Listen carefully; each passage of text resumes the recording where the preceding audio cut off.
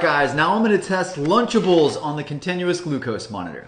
These came out when I was a kid, so this is going to be a blast of the past. We went with the Turkey and American Cracker Stackers.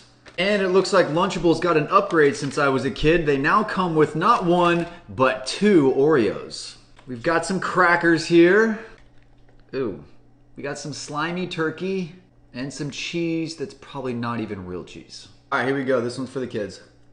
2 hours later. All right, so unfortunately, here is the graph.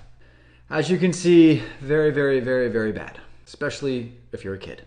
I did some research while I was waiting, and it turns out that 49 million Lunchables were sold in 2020 alone. Sadly, the data indicates that Lunchables are mostly purchased by lower income families, which is ironic because the highest rate of childhood diabetes and obesity is among kids who are poor. That's just sad.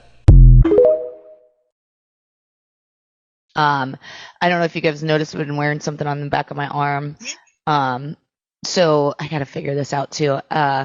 Anyway, I paid a lot of money, way more money than I would have ever spent on anything, but I did it because I wanted to see what the foods I eat and effect on my insulin spikes, as well as the exercise that I do have the effect on my insulin spikes. And why do I worry about insulin spikes? Not because I'm a diabetic, not because I'm worried about my weight, but because I want to be a high-performing, aging, and injured mover. And questions. But I will tell you something. I love Ritz crackers. I love Club crackers. I have literally lived my life on Ritz crackers and Club crackers.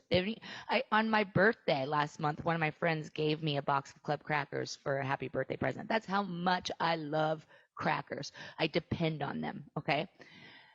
I thought that my coffee and creamer that I'm also addicted to was my culprit, that I really needed to give up coffee and cream. Guess what? My coffee and cream does nothing to spike my blood sugar at all, but those darn crackers send me into diabetic mode.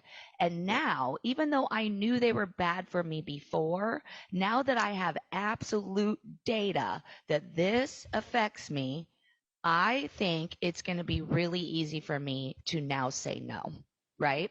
Craving it. Yeah. Exactly. Yeah. Sometimes you have to, lose it a little bit to be like, oh, this needs to be just my daily occurrence, like brushing my teeth. It's literally, I've been struggling with 3 o'clock, like clockwork. I'm exhausted and need a nap because I haven't been exercising. It's so weird. If I take the time at night and exercise, then I don't get my 3 o'clock sleepies. And then I sleep better. And it's like, okay, well, now we know. Yep, exactly. Now you know, right? And it's just all this trial and error, and we try things, and sometimes it works right off the bat, and sometimes it doesn't. We come back to it. This is why this isn't just, even though I tell people just do 90 days, my whole idea is if you do 90 days and you get in front of me enough times, you're probably going to be with me forever. So that's why I just say do 90 days. But really, it's like there's just so much to learn, and I just finished teaching SheFlow on Zoom, and one of my students, Jerry, who lives in Ireland, he came today, and after class he told me about the movement that he loved the most from today, and I want to share it with you because it's great. What I teach is movement massage. I teach my students and clients how to relieve their own pain and stiffness and not have to rely on anybody else to do it for them. And we do that through movement therapy, movement as medicine, movement as a massage. Here's the movement that he loved today. I have a million of these movement ideas, and this is just one of them. This is the one he liked from today. This is what he's going to be using this week as his movement homework. Here's how it goes. So you'll want to stand with your feet underneath your armpits. Your weight is in your heels, knees are bent. You draw your belly in. Internally rotate your shoulders, spread your shoulder blades as wide as possible. And then as the shoulders go forward and in, touch the backs of your hands. Your eyes will drop slightly out in front of you. Your weight is in your heels, and you're just going to shimmy your shoulders up and down. I'm not just pulling up, I'm also pushing the opposite one down. So I pull up and I push down. I pull up and I push down. I keep the backs of my hands touching the entire time.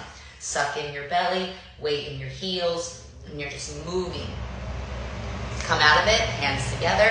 You start to rise, lengthen your collarbones, lift your chest, pause.